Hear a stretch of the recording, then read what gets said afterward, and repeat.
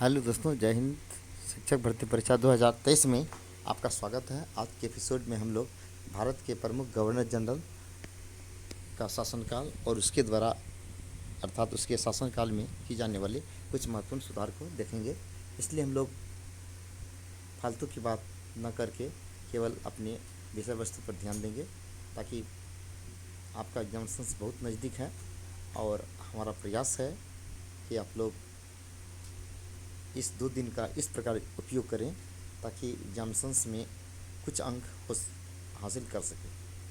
चलिए, आज का जो चैप्टर है आपके लिए बहुत इम्पोर्टेंट है, चाहे वह प्राथमिक कक्षा 1 to 5 हो या आपका STET अर्थात वह जो है BPSC जो है माध्यमिक या उच्च माध्यमिक हो। तो इससे आपका 2 से 3 सवाल ज़रूर बनेगा और आप एग्जामिनेशंस दे करके वापस आइएगा तो आप खुद अपने आप में फील करिएगा कि सर जो बोले थे एकदम बिल्कुल सही कहे थे और इससे सवाल पूछा ही जाएगा। और केवल इसी में नहीं, किसी भी प्रकार की प्रतियोगी परीक्षा होगा इससे सवाल बनेंगे तो बनेंगे। चलिए, बिना देर किए हम लोग वीडियो स्टार्ट करते हैं। क्या कुछ लिखा गया है इसमें है आपका वारेन हेस्टिंग्स।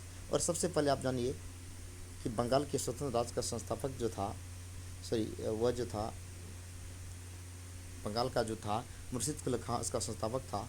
और मुर्शिद कुली खां के बाद जो है वारेन हेस्टिंग्स 1772 ईस्वी में बंगाल का गवर्नर जनरल बना और वह 1772 से लेकर के 1785 ईस्वी तक शासन किया। तो बंगाल का वैसे पहला गवर्नर था रॉबर्ट क्लाइव, जो 1765 ईस्वी में उन्होंने बंगाल का बागडोर संभाला और उसने दोहरी या द्वैत शासन व्यवस्था की नींव डाली।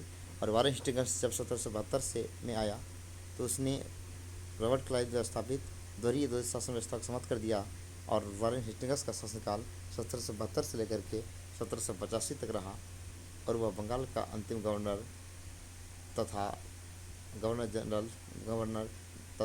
भारत का पहला गवर्नर जनरल था। तो वह बंगाल के प्रथम गवर्नर जनरल थे। और प्रशासन में जो है उन्हें दोहरी शासन व्यवस्था जो कि रॉबर्ट क्लाइव द्वारा स्थापित की गई थी उसे समाप्त किया था। और 1773 ईस्वी का जो रेगुलेटिंग एक्ट पारित हुआ था, कलकत्ता में सुप्रीम कोर्ट की स्थापना की गई थी और बंगाल एस्थेटिक सोसाइटी की स्थापना की गई। देखिए, ये जो पॉइंट है आपका बहुत इंपॉर्टेंट है। 1773 यानी 1773 में रेगुलेटिंग एक्ट बना और कलकत्ता में सुप्रीम कोर्ट की स्थापना की गई। पूछेगा किस एक्ट के तहत कलकत्ता में सुप्रीम कोर्ट की स्थापना की गई, इस प्रश्न का जवाब होगा रेगुलेटिंग एक्ट 73 के तहत कलकत्ता में एक सुप्रीम कोर्ट की स्थापना हुई थी। और बंगाल एस्थेटिक सोसाइटी की स्थापना 1784 ईस्वी में सर विलियम जोन्स के द्वारा किया गया था इसी शासनकाल में, तो वारेन हेस्टिंग्स के शासनकाल में। और वह बंगाल का पहला गवर्नर जनरल था, गवर्नर जनरल था, जबकि रॉबर्ट क्लाइव बंगाल का गवर्नर था। वारेन हेस्टिंग्स बंगाल का अंतिम गवर्नर, ठीक है, और बंगाल का पहला गवर्नर जनरल था।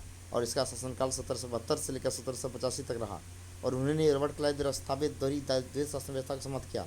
और प्रथम आंग्ल मराठा युद्ध हुआ था, उनके द्वारा लड़ा गया था। और सलवाई की संधि पर भी हस्ताक्षर हुआ था। सलवाई की संधि आपका जो है 1782 ईस्वी में हुआ था, ठीक है। और भगवत गीता का भी पहला अनुवाद किया गया था। नेक्स्ट है आपका लॉर्ड कॉर्नवालिस, जिसका शासनकाल 1786 से लेकर 1797 तक रहा। लॉर्ड कॉर्नवालिस के शासनकाल के सबसे महत्वपूर्ण 1783 ईस्वी में बंगाल में मतलब स्थायी बंदोबस्त व्यवस्था लागू किया जाना, यह सबसे महत्वपूर्ण भूमिका थी। और अपीलीय अदालतें, निचली श्रेणी की अदालतें अर्थात लॉर्ड कॉर्नवालिस का शासनकाल जो है भारतीय इतिहास में जो है पुलिस प्रशासन में सुधार के युग के रूप में जाना जाता है। अपीलीय अदालतें, निचली श्रेणी की अदालतें और संस्कृत कॉलेज की स्थापना की। और एंग्लो मैसूर युद्ध के साथ श्रीरंगपट्टनम की संधि हुई थी 1782 ईस्वी में। द्वितीय आंग्ल मैसूर के समय श्रीरंगपट्टनम की संधि हुआ था। और स्थायी बंदोबस्त व्यवस्था, सिविल सेवा के संचालन की शुरुआत किया गया था।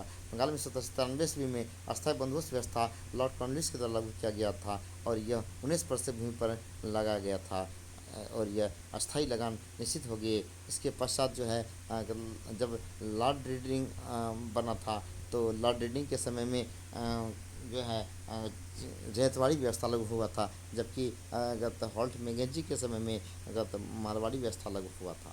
सर जनसर की बात करें तो 1793 से लेकर के 1798 तक इसका शासनकाल रहा। 1797 ईस्वी का चार्टर एक्ट पास हुआ था। 1713 का चार्टर एक्ट सर जनसर के शासनकाल में।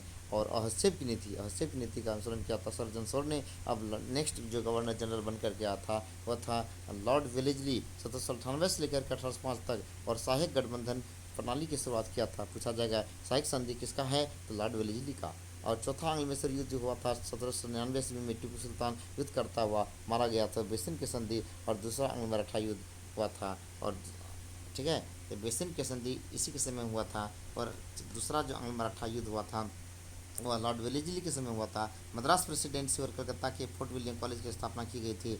और नोटिस में है इंपॉर्टेंट कि भारत में सर्वप्रथम सहायक संधि का प्रयोग करने वाले जो फ्रांसिस गवर्नर था वह था डुप्ले। पूछा जाएगा भारत में सर्वप्रथम सहायक संधि का प्रयोग करने वाले कौन थे? तो वह था फ्रांसिस गवर्नर, उसका नाम था डुप्ले। और सर जॉर्ज बॉरेलो 1805 से लेकर के 1807 तक उसका शासनकाल रहा। भारत के कार्यवाहक गवर्नर जनरल थे। वह अर्थव्यवस्था और छटनी के अपने सनकी रवैया के कारण ब्रिटिश क्षेत्र के घटते अर्थव्यवस्था के लिए जिम्मेदार थे। उनके कार्यकाल में 1806 ईस्वी में वेल्लोर का सिपाही विद्रोह हुआ था। अब आया लॉर्ड मिंटो। जी हाँ दोस्तों, लॉर्ड मिंटो जो 1807 से लेकर 1813 तक शासन रहा। और 1813 ईस्वी का चार्टर के बारे में आप पढ़ रहे होंगे, तो जिसमें कंपनी के व्यापारिक अधिकार को समाप्त कर दिया गया। लेकिन कंपनी का चीन के साथ जो है संबंध, व्यापारिक संबंध बना रहा। और 1809 ईस्वी में महाराजा रणजीत सिंह के साथ अमृतसर की एक संधि हुई थी, जिसकी मध्यस्थता चार्ल्स मेटकॉफ ने किया था। और आपको पता होना चाहिए कि चार्ल्स मेटकॉफ का जो शासनकाल था, भारत में प्रेस की मुक्तिदाता के रूप में जाना जाता है। पूछा जाता है, कई बार एग्जाम से पूछा जाएगा भारतीय प्रेस के मुक्तिदाता किसे कहा जाता है? तो चार्ल्स मेटकॉफ को कहा जाता है। इसी के समय में 1813 ईस्वी का चार्टर एक्ट पारित हुआ था। वेरी वेरी इंपॉर्टेंट 1813 का चार्टर एक्ट, 1833 का, 1853 का, ये तीनों ही चार्टर एक्ट से आपकी एग्जाम में प्रश्न बनेगा तो बनेगा। इसके बाद लॉर्ड हेस्टिंग्स जब 1813 ईस्वी में आया, उन्होंने 1823 तक शासन किया था और हस्तक्षेप नीति का अंत किया था। पूछा जाएगा लॉर्ड हेस्टिंग्स ने कौन सी नीति का अंत किया था? और हस्तक्षेप की नीति का अंत किया था। और आंग्ल नेपाल युद्ध जो 1814 से लेकर 1816 तक युद्ध हुआ था, और अमर सिंह थापा को आत्मसमर्पण करना पड़ा। और सगोली की संधि हुआ था 1816 ईस्वी में। और किसके समय में? तो लॉर्ड हेस्टिंग्स के समय में। और तीसरा आंग्ल मराठा युद्ध जो 1817 से लेकर 1818 तक हुआ था, वह भी आपका लॉर्ड हेस्टिंग्स के ही शासनकाल में हुआ था। इसके बाद पेशवा शिप का उन्मूलन किया गया था। नेक्स्ट, लॉर्ड हेस्टिंग्स द्वारा मध्य प्रांत, आगरा और पंजाब के क्षेत्रों में एक नई भू राजस्व व्यवस्था लागू की गई थी, जिसे माहलवारी व्यवस्था कहा जाता है। इस माहलवारी व्यवस्था में पूरे महलों को मतलब जो है का ठेका दे दिया गया था। और लगान वसूलना जो है इसका प्रमुख कार्य था। और ये माहलवारी व्यवस्था जो था आपका, माहलवारी व्यवस्था जो था हॉल्ट मैकेंजी के समय में हुआ था। लॉर्ड हेस्टिंग्स के समय ही भारत में रेतवाड़ी व्यवस्था का शुरुआत हुआ था। तो 1822 ईस्वी में थॉमस मुनरो और चार्ल्स रीड ने की थी। और इसमें सबसे पहले मद्रास प्रेसिडेंसी में पेश किया गया था। लॉर्ड हेस्टिंग्स के समय भारत में रेतवाड़ी व्यवस्था की शुरुआत 1822 ईस्वी में थॉमस मुनरो और चार्ल्स रीड ने किया था। इसे सबसे पहले मद्रास प्रेसिडेंसी में पेश किया गया था। लॉर्ड आया लॉर्ड एमहर्स्ट। लॉर्ड एमहर्स्ट का जो शासनकाल था 1823 से लेकर के 1868 तक रहा। इसके समय प्रथम आंग्ल बर्मा युद्ध 1824 से लेकर 1826 ईस्वी में जो लड़ा गया था वो हुआ था। Lord William Bentinck, very very important for your examinations.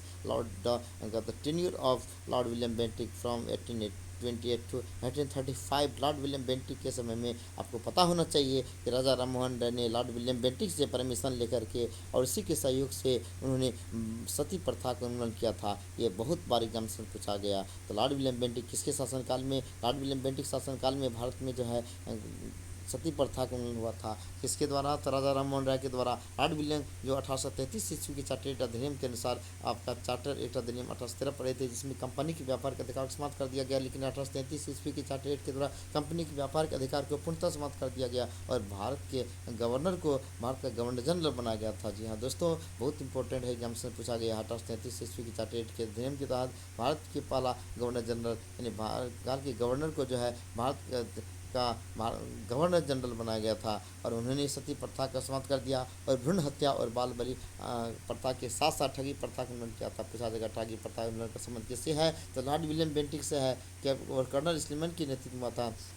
उसके बाद है लॉर्ड विलियम बेंटिक के समय में 1806 यानी 1806 ईस्वी में माथे पर जो है जातीय चिन्ह लगाने और कानों में बाली न पहनने देने पर वेल्लोर के सैनिकों ने विद्रोह कर दिया था। और राजा राममोहन के सहयोग से लॉर्ड विलियम बेंटिक ने 1829 ईस्वी में सती प्रथा को समाप्त किया था। वेरी वेरी इंपॉर्टेंट, धारा 17 के द्वारा विधवाओं की सती होने के अवैध घोषित किया गया था। साथ ही साथ 55 नंबर पॉइंट का राग लॉर्ड विलियम बेंटिक ने 1835 ईस्वी में कोलकाता में एक कोलकाता मेडिकल कॉलेज की स्थापना की। जी हाँ दोस्तों, लॉर्ड विलियम बेंटिक के शासनकाल में 1835 ईस्वी में कोलकाता मेडिकल कॉलेज की स्थापना हुई थी। इसके बाद 14 नंबर पॉइंट कह रहा है कि बेंटिक ने मैकाली की अनुशंसा पर अंग्रेजों को शिक्षा का माध्यम बना। जी हाँ दोस्तों, तो उन्होंने मैकालू की अनुशंसा, भारत में अंग्रेजी शिक्षा के जनक के रूप में लॉर्ड मैकाले को जाना जाता है, उसकी अनुशंसा पर अंग्रेजी को शिक्षा का माध्यम बना गया और मैकाले द्वारा कानून का वर्गीकरण किया जाता है। पूछा जाएगा भारत में अंग्रेजी शिक्षा के जनक किसे कहा जाता है? लॉर्ड मैकाले को कहा जाता है। और लॉर्ड विलियम बेंटिक ने भारतीयों को उत्तरदायी पदों पर नियुक्त किया और भारतीयों को प्रदान किया गया और स्तंभ पद जो है सरदार अमीन का था, जिसे 700 रुपया प्रतिमाह तनख्वाह मिलता था।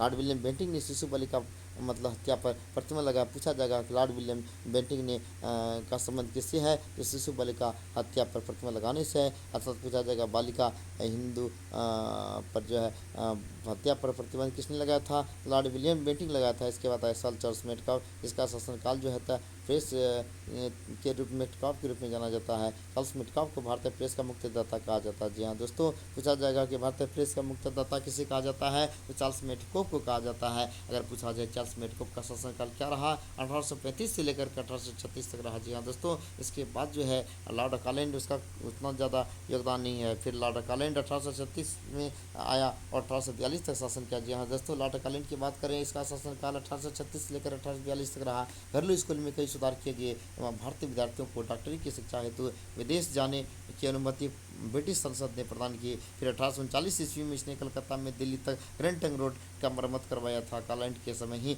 भारत में अफगान युद्ध हुआ था। वह भारत में वाणिज्यिक उद्योग के विस्तार के लिए जिम्मेदार है। लॉर्ड एलिनबरो, जिसका शासनकाल 1836 से लेकर 1842 तक हुआ। लॉर्ड एलिनबरो के समय में भारत में दास प्रथा का उन्मूलन हुआ था। जी हाँ दोस्तों, लॉर्ड एलिनबरो का संबंध दास प्रथा के उन्मूलन से है।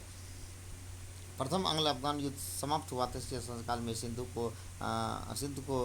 को अगस्त 1843 ईस्वी में पूर्ण रूप से ब्रिटिश साम्राज्य में मिला लिया गया और सिंध विजय के विषय में नेपियर का कथन था कि अफगानी तूफान की पूंछ थी। रविवार की छुट्टी 1843 में हुआ। जी हाँ दोस्तों, पूछा जाएगा लॉर्ड एलिनबरो के शासनकाल में भारत में रविवार की छुट्टी शुरुआत हुआ। अगर पूछा जाए भारत में रविवार की छुट्टी की शुरुआत कब हुआ? 1843 ईस्वी में। किसके शासनकाल में दोस्तों? तो लॉर्ड एलिनबरो के शासन में। बहुत इंपॉर्टेंट ये पॉइंट है कि भारत में रविवार की छुट्टी 1843 ईस्वी में लॉर्ड एलिनबरो के शासनकाल में हुआ, जिसका शासनकाल 1836 से लेकर 1842 तक हुआ था और 1843 में रविवार की छुट्टी की शुरुआत हुआ था उसका। और लॉर्ड हर्डिंग 1844 ईस्वी से 1848 शासन। जी हाँ दोस्तों, लॉर्ड हर्डिंग के समय में ही भारत में 69वां संशोधन अध्ययन द्वारा भारत का राजधानी कलकत्ता से दिल्ली लाया गया। दोस्तों, प्रथम आंग्ल सिख युद्ध हुआ था लॉर्ड हर्डिंग के समय में 1844 से लेकर 1848 तक। और लॉर्ड हर्डिंग ने नरबली प्रथा पर प्रतिबंध लगाया, जिन्होंने इस बहुत बड़ा काम किया था। लॉर्ड विलियम बेंटिक ने नरबली प्रथा यानी नर को बलि पर चढ़ाए जाने की प्रथा थी, इस जो है इस संस प्रथा को रोकने वाले जो थे लॉर्ड हर्डिंग थे। और उसी के शासनकाल में भारत की राजधानी कोलकाता से दिल्ली लाया गया था। इसके बाद आया लॉर्ड डलहौजी, जिसका शासनकाल 1848 से लेकर 1856 तक रहा। दूसरा आंग्ल सिख युद्ध शुरुआत 1848 से लेकर 1849 तक और लोअर बर्मा का विलय 1852 तक। और जगत प्रसिद्ध विश्व प्रसिद्ध सिख राज्य प्रसिद्ध हीरा को हिनूरू महारानी विक्टोरिया को भेज दिया गया था। डलहौजी के शासनकाल में इनाम कमीशन 1852 की स्थापना किया गया था। जी हाँ दोस्तों, 1852 में इनाम कमीशन की स्थापना किया गया था, जो विद्वानों का एक संस्था थी, विद्वानों के लिए था समिति थी और शिक्षा संबंधी सुधारों में डलहौजी ने वुड डिस्पैच 1854 में लागू किया था। पूछा जाएगा शिक्षा का मेना कट्टा किसको कहा जाता है? जो है दोस्तों, इस प्रश्न का जवाब वुड डिस्पैच जो 1854 में पारित हुआ था। और लॉर्ड डलहौजी ने 1856 में अवध को कुशासन का आरोप लगा करके अंग्रेजी राज्य को ब्रिटिश शरण मिलाया। जी हाँ दोस्तों, अगर पूछा जाएगा कुशासन का आरोप लगाने वाले कौन थे, तो लॉर्ड डलहौजी ने 1856 में कुशासन का आरोप लगा करके अवध को ब्रिटिश साम्राज्य में मिलाया। अवध के स्वतंत्रता संस्थापक दशरथ का जबकि अंतिम नवाब था वजीद अली शाह। जी हाँ दोस्तों, कुशासन का आरोप लगा करके अवध के नवाब वजीद अली शाह जो था वो उससे अवध छीन करके ब्रिटिश साम्राज्य मिला लिया। आपको पता होना चाहिए लॉर्ड डलहौजी ने हड़प की नीति या डॉक्ट्रिन ऑफ लव्स या व्यक्तिगत सिद्धांत अपना करके कई देशी राज्यों के ब्रिटिश साम्राज्य में लाया, जिसमें सतारा 1848 ईस्वी में, संबलपुर और बुंदेलखंड 1849 ईस्वी में, उदयपुर 1852 ईस्वी में, झांसी 1853 ईस्वी में, जबकि नागपुर 1854 ईस्वी में। इन 5 राज्यों को हड़प की नीति अपना करके ब्रिटिश साम्राज्य में लाया। तो ये लॉर्ड डलहौजी का शासनकाल भारतीय इतिहास का काफ़ी महत्वपूर्ण माना जाता है। कहा जाता है कि लॉर्ड डलहौजी के शासनकाल में भारत में पहला रेल 16 अप्रैल 1853 ईस्वी में मुंबई से लेकर थाना तक जो 34 किलोमीटर तक चला था बनाया गया था। तो लॉर्ड डलहौजी का शासनकाल भारतीय इतिहास का अत्यंत महत्वपूर्ण माना जाता है, इसलिए लॉर्ड डलहौजी शासनकाल विकास का शासनकाल माना जाता है। उसके शासनकाल में रेलवे, डाकघर, इन सारे क्षेत्रों में बहुत बड़ा विकास हुआ था। ये थे कुछ महत्वपूर्ण गवर्नर जनरल उसके द्वारा किए जाने वाले कार्य। अब आप बताइए कि ये वीडियो आपको कैसा लगा, इससे सवाल बनेगा कि नहीं बनेगा? तो भाई निश्चित रूप से बनेगा, इसमें आपको चिंता करने की जरूरत नहीं है। don't worry, many questions will be asked from these lessons because this chapter will be very important to you. If you are preparing for the examinations of BPSC, HM and BPSC teacher and other types of competitive examinations, it's my guarantee many questions will be asked from these lessons which has been taught by me today front you. So I hope that this video will be very beneficial for you, and next day we will bring another video for you so that your examinations near you have to prepare for your examinations because you have to crack the examinations BPSC and you have to uh, uh, crack that means permanent job and that means as regular